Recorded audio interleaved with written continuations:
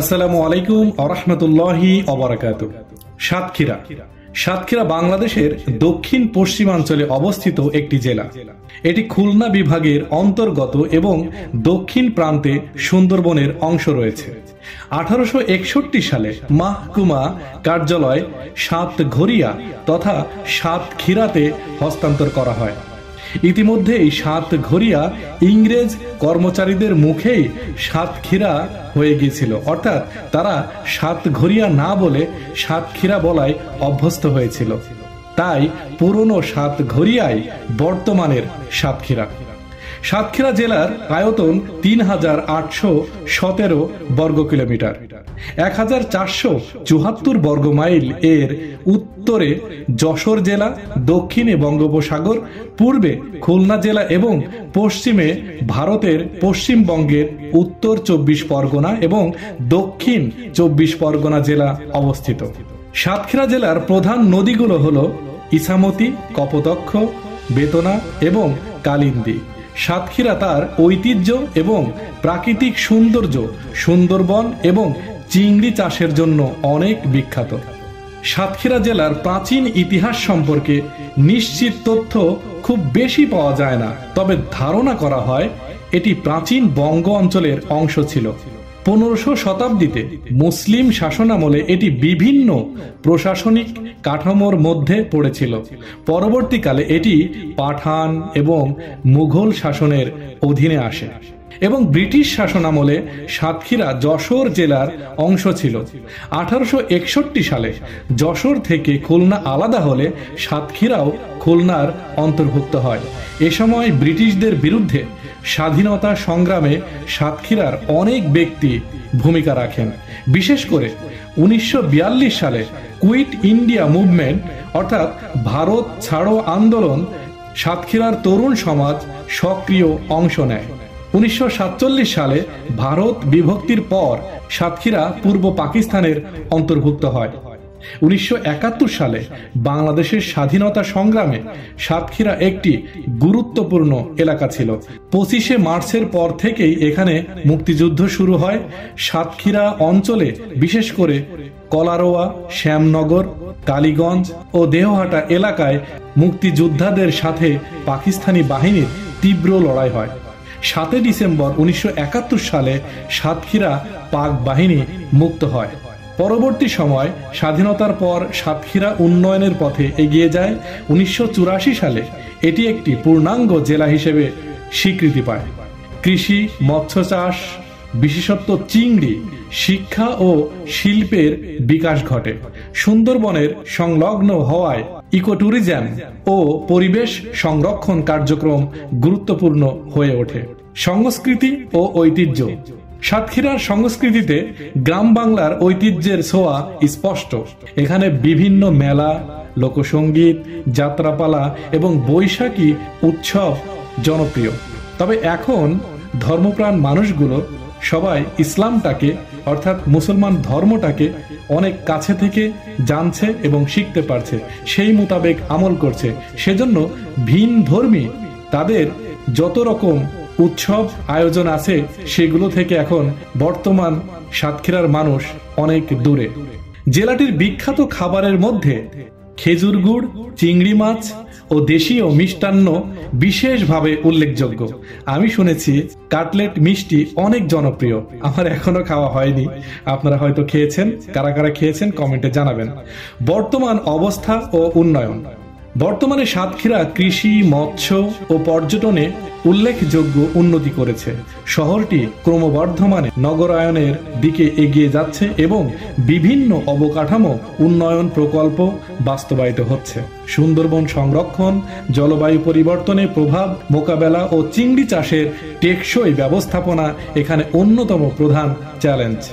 সাতক্ষীরা ইতিহাস ও ঐতিহ্যের দিক থেকে অন্যতম গুরুত্বপূর্ণ একটি জেলা।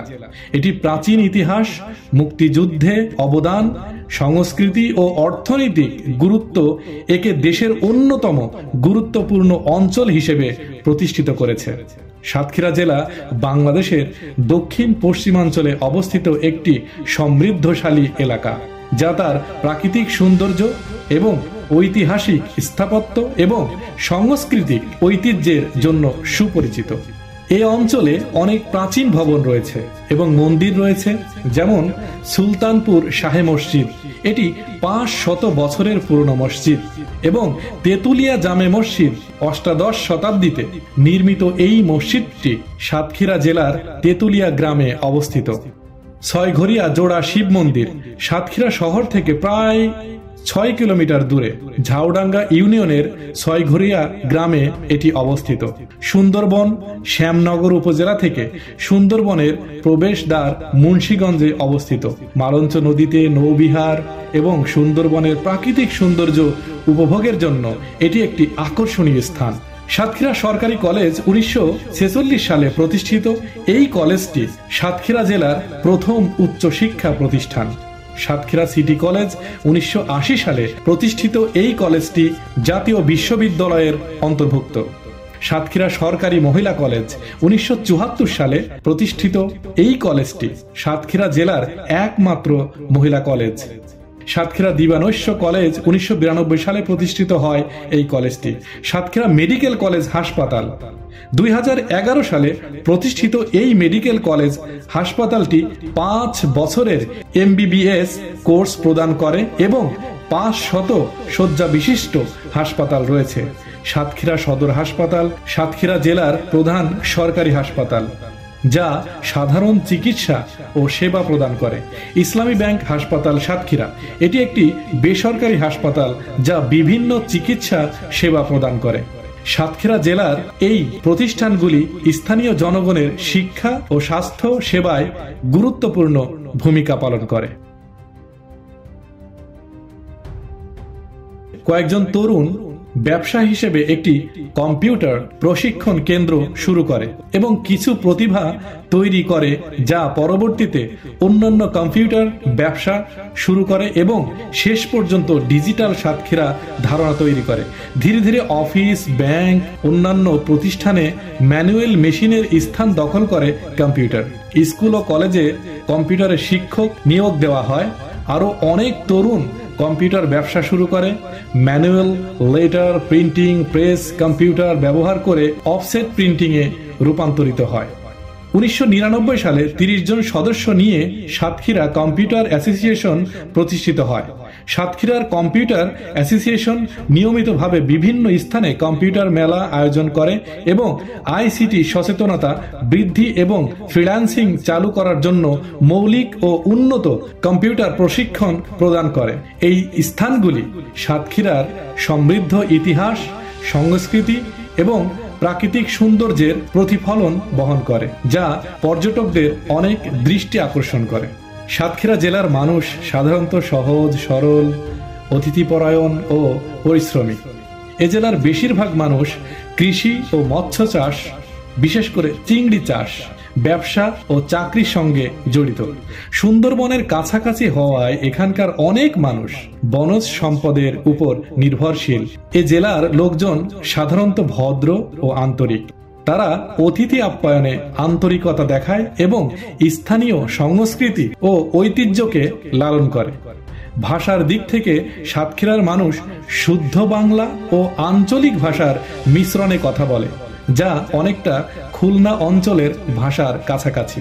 তাছাড়া সাতক্ষীরা জেলার মানুষ শিক্ষার দিক থেকে অনেক এগিয়ে যাচ্ছে।